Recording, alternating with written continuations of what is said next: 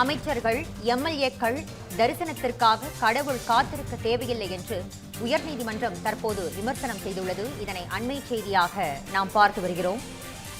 அமைச்சருக்காக கடவுள் காத்திருக்க வேண்டிய தேவையில்லை என்று உயர்நீதிமன்றம் தற்போது விமர்சித்துள்ளது. இதனை அண்மை செய்தியாக நாம் பார்த்து வருகிறோம். இது பற்றிய விரிவான தகவல்களை வழங்குவதற்காக நமது செய்தியாளர் செந்தில்குட்டி இணைகிறார். செந்தில்குட்டி, இது பற்றிய முழு விவரங்களையும் பதிவு பண்ணுங்க.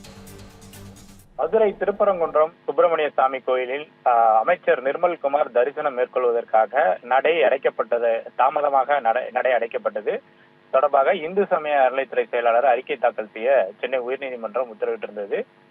திருப்பரங்குன்றம் சுப்பிரமணிய சாமி கோயில்ல தமிழக அமைச்சர் நிர்மல்குமார் மே 15ஆம் தேதி தரிசனம் மேற்கொண்டார். அப்போது வழக்கமாக கோவில் நடை மதியம் 12:45 மணி அளவில் சாத்தப்படும்.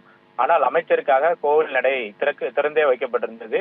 அமைச்சர் நிர்மல்குமாரின் தரிசனத்திற்கு பிறகு கோவில் நடை அடைக்கப்பட்டது. அதே போல கருவறையில் அமைச்சர் தரிசனம் செய்த வீடியோவும் சமூக வலைதளங்களில் பரவி ஒரு அதிர்ச்சியை ஏற்படுத்தியிருந்தது.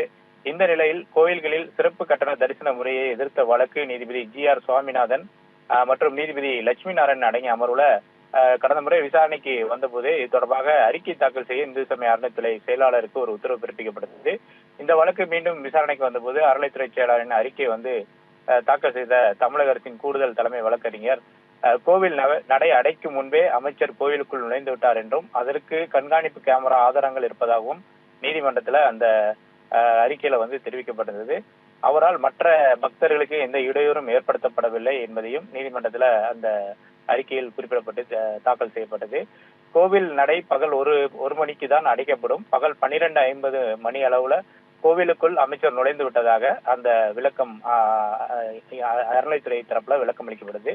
இந்த அறிக்கையை ஏற்றுக்கொண்ட நீதிபதிகள் இந்த விவகாரத்துல யாரையும் தர்ம சங்கடத்துக்கு உள்ளாக்க விரும்பவில்லை என்றும் எம்எல்ஏக்கள் அமைச்சர்கள் தரிசனம் மேற்கொள்வதற்கு கடவுள் காத்திருக்க வேண்டிய அவசியம் இல்லை என்ற ஒரு கருத்தை மட்டும் பதிவு செய்து இந்த வழக்கை முடித்து வைத்திருக்கிறார். உங்கள் விரிவான தகவல்களுக்கு நன்றி செந்தில்குட்டி.